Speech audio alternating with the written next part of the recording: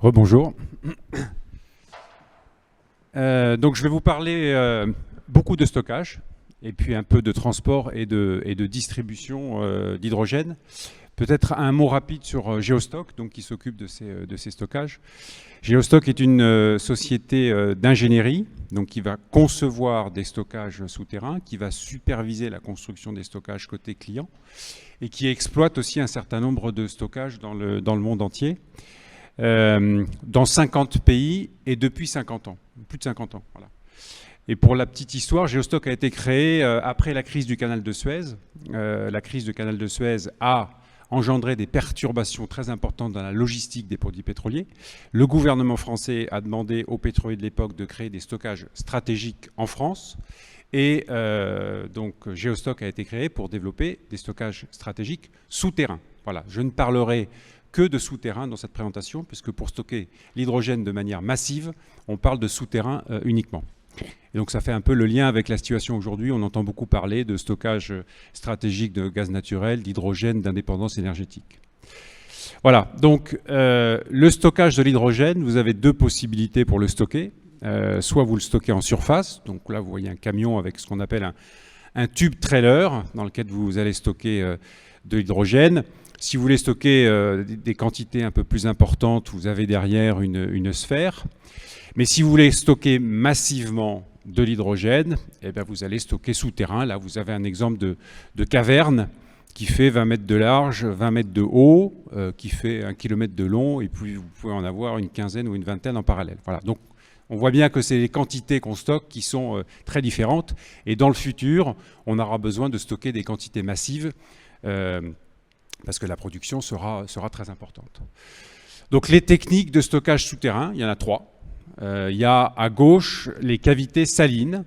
Donc vous avez en blanc un massif de sel, une couche de sel qui fait quelques centaines de mètres d'épaisseur.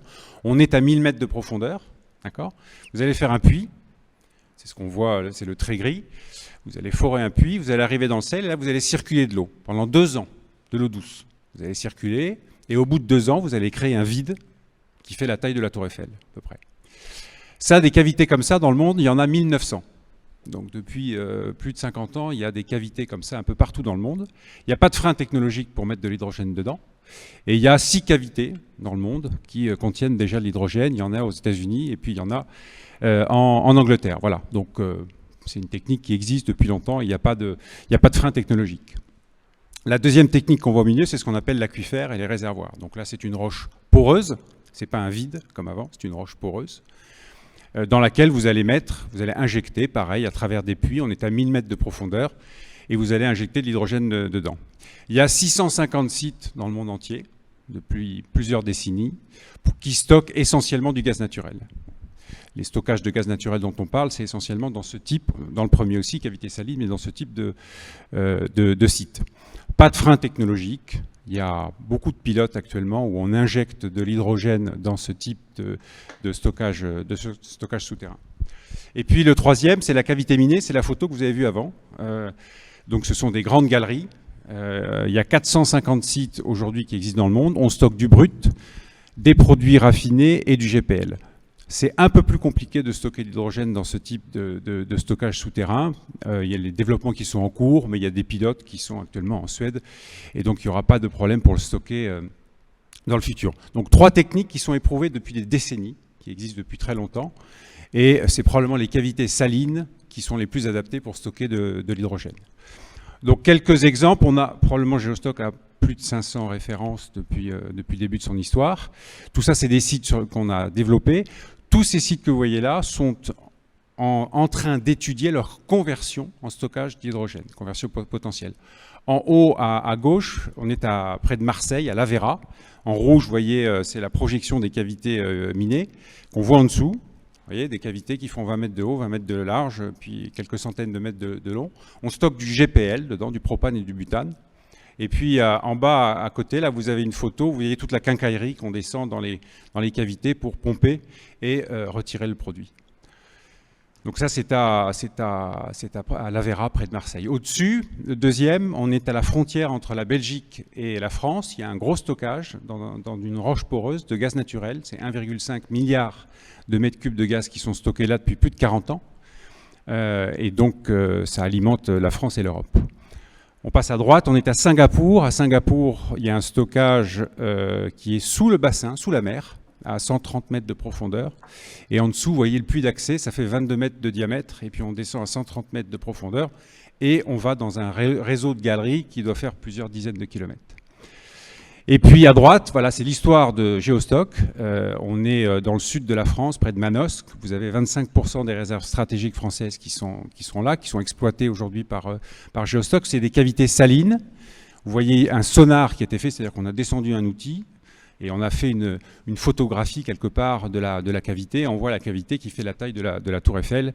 Ça fait à peu près 300 000, entre 300 000 à 500 000 mètres cubes. Il y en a qui font 2 millions de mètres cubes aux États-Unis. On peut stocker des quantités qui sont très importantes.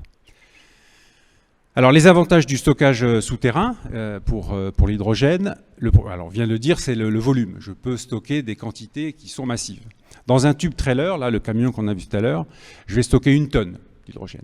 Je peux stocker 4 tonnes s'il est cryogénique, mais en général, c'est 1 tonne. En dessous, dans une sphère, c'est une sphère air liquide, là, qui fait 200, on peut stocker 200 tonnes sous forme cryogénique.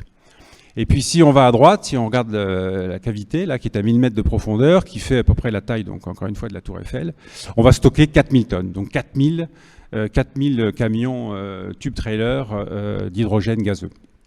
Donc c'est des quantités qui sont bien évidemment massives. Si on dit qu'un plein d'une voiture c'est 5 kg, on imagine la quantité de voitures de plein de voitures qu'on peut mettre dans une cavité. Donc ça c'est un premier avantage et du coup le coût par mètre cube est très inférieur. On parle probablement de 10 à 20 fois moins cher par rapport à un stockage aérien. Donc ça donc en termes de volume et de coût, on a un très gros avantage. Deuxième avantage, c'est l'empreinte au sol. Hein. Vous voyez au milieu, là, une tête de puits d'un forage, c'est grand comme ça fait 2 fois ça. Et puis autour, vous allez avoir une plateforme qui fait 10 mètres sur 10 mètres. Donc l'empreinte au sol est très réduite. Imaginez 4000 tonnes à stocker en surface, l'empreinte au sol est bien plus importante. Un avantage en termes de sécurité, vous êtes à 1000 mètres de profondeur, il n'y a pas d'oxygène, donc il n'y a pas de risque d'explosion. Donc en termes de sécurité, si vous imaginez les 4000 tonnes stockées en surface avec de l'air autour, bien évidemment c'est beaucoup plus dangereux. Et puis la sûreté aussi, vous voyez pareil, empreinte au sol très faible, s'il y a des actes de malveillance, la tête de puits c'est tout petit, et le long du puits vous avez des vannes de fermeture, donc en cas de problème en surface, vous pouvez isoler votre stockage. 4000 tonnes en surface, pareil, s'il y a des actes de malveillance, les risques sont bien plus importants. Et puis, dernier avantage, à 1000 mètres de profondeur, dès qu'on dépasse 100 mètres de profondeur, il n'y a pas de risque sismique. C'est-à-dire que si vous avez un tremblement de terre, ça ne bouge pas au fond. Et avec les vannes qu'on peut fermer, c'est un avantage qui est très important. Voilà donc les principaux avantages du stockage souterrain. Quelle capacité on aura besoin de stocker dans le futur? Là, on a fait une analogie avec les produits pétroliers. Donc aujourd'hui, on stocke 25% de notre consommation en produits pétroliers. C'est les fameux 90 jours qui sont recommandés par l'Agence internationale de l'énergie. 90 jours, ça fait à peu près 25%. Le gaz naturel, dans le monde entier, on stocke à peu près 11% de notre consommation. Donc on a fait un calcul, on s'est dit on va être conservateur, on va prendre 5%. On va stocker 5% pour voir à peu près combien de cavités on aura besoin dans le futur. Et donc si je stocke 5%, si je considère que la France aura 6,5 gigawatts d'électrolyseurs, 40 gigawatts en Europe, 90 dans le monde, probablement beaucoup plus, on a fait un calcul, on prend la production d'hydrogène et puis on dit qu'on va en stocker 5%. Il faudra en France entre 20 et 40 cavités, il y en a 80 aujourd'hui en France. Au niveau de l'Europe, il en faudra entre 120 et 250, et puis au niveau dans le monde entier, il en faudra entre 200 et 400. Alors, très prudence vis-à-vis de ces chiffres, ce sont des calculs, des règles de 3 qu'on a pu faire, mais je pense que ça donne un bon ordre de grandeur à rapporter donc aux 1900 cavités qui existent dans le monde entier. Ces cavités qui existent, on pourra soit les convertir, mettre de l'hydrogène dedans, c'est ce que font tous nos clients aujourd'hui, ou alors il y aura dans certains pays ou certaines régions des nouvelles cavités qui seront créées. Voilà, un mot sur le transport et la distribution. Le moyen le plus économique et le plus sûr aujourd'hui de transporter massivement, encore une fois, de l'hydrogène, c'est le pipe. C'est bien moins cher et c'est bien plus sûr. Il n'y a pas de verrou technologique, il y a 1200 km de pipe hydrogène aux États-Unis, il y a 2 millions de kilomètres de pipe de gaz naturel aux États-Unis. L'hydrogène est un gaz sous pression. Donc il n'y a pas véritablement de verrou technologique.